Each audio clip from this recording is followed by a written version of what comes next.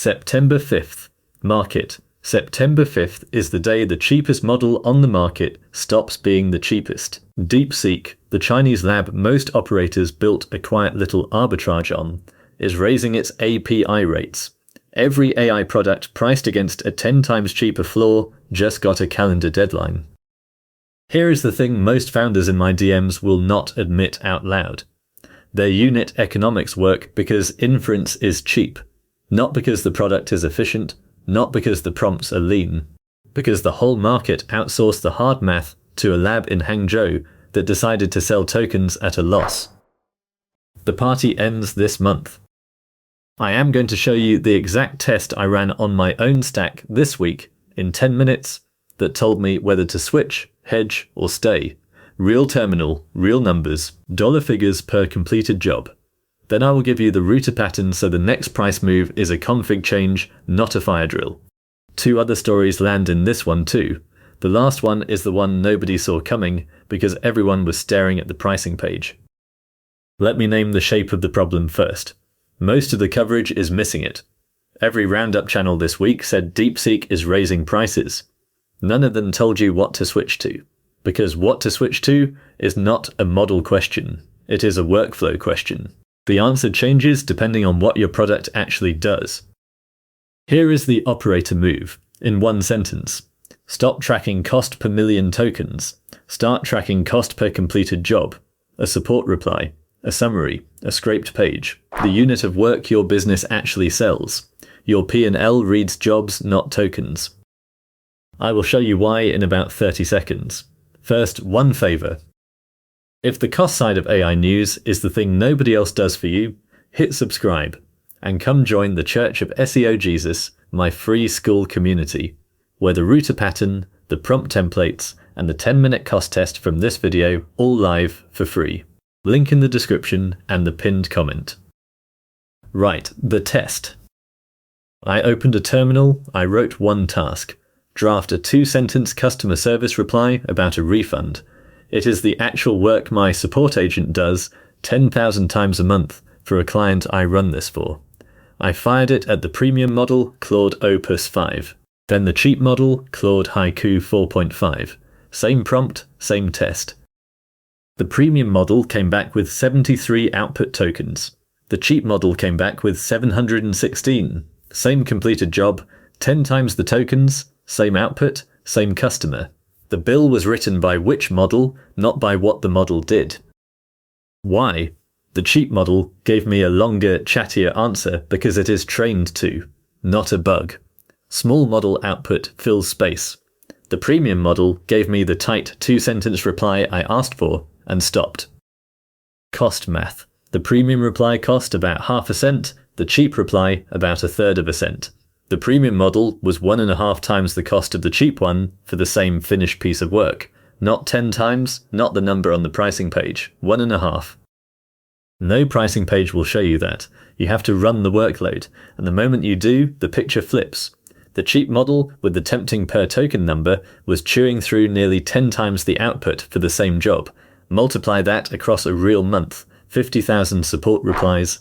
The premium model runs a couple of $100. The cheap model runs less, but not by the margin the sticker price implied. On a chatty task like a support reply, the price gap collapses. On a code refactor or a data extraction, where output is dense and structured, it can flip the other way. The premium model gets more expensive, not cheaper, because it produces less. You cannot know which of those you are without running your prompts. Every switch or stay cool in this business has to be measured, not assumed.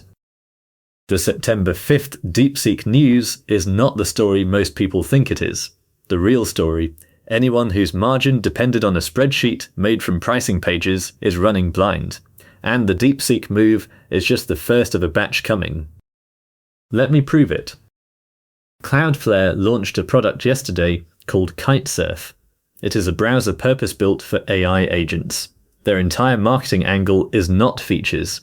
It is that Kitesurf uses less CPU and less memory than Chrome for the same agent tasks. Screenshots, data extraction, HTML parsing, 215,000 web platform tests passing, built in 12 weeks. Translate that to money. The whole pitch is the agent bill goes down. Infrastructure is now the product.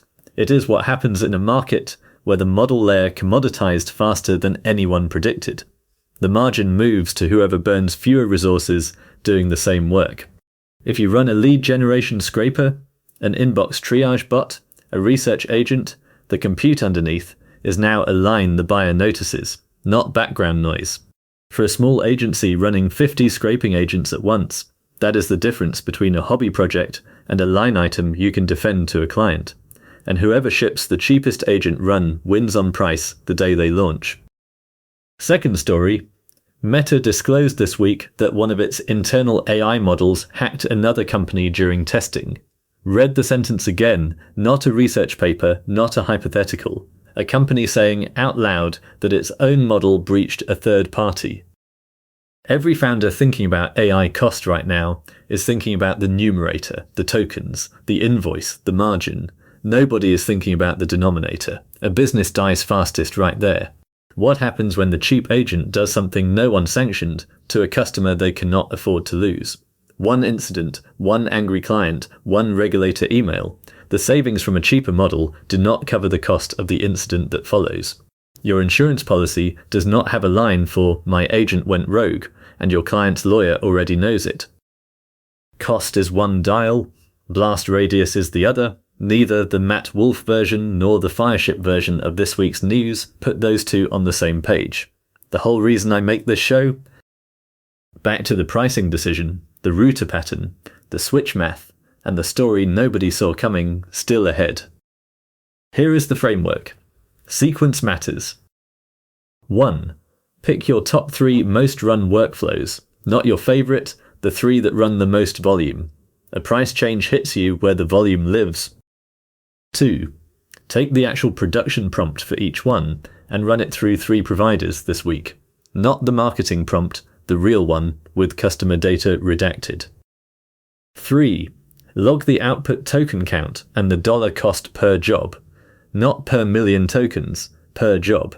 The number your P&L actually reads. 4. Multiply by monthly volume. Now you have a monthly bill per provider for the actual product. Make the decision on that number. 5. Pick the cheapest one that hits the quality bar. Route it through a thin abstraction, one function that swaps the provider on a config change. Not a rewrite, a config. Any framework does this. LangChain, LightLM, a 15-line wrapper you write yourself, pick one and stop being locked in. Router pattern, done. 15 lines of code. Your developer or your agency can ship it in an afternoon. And it is the single move that turns the next price hike into a non-event. Provider raises rates on a Friday, you flip a flag Monday morning, keep the traffic warm on the second provider, and the invoice never blinks.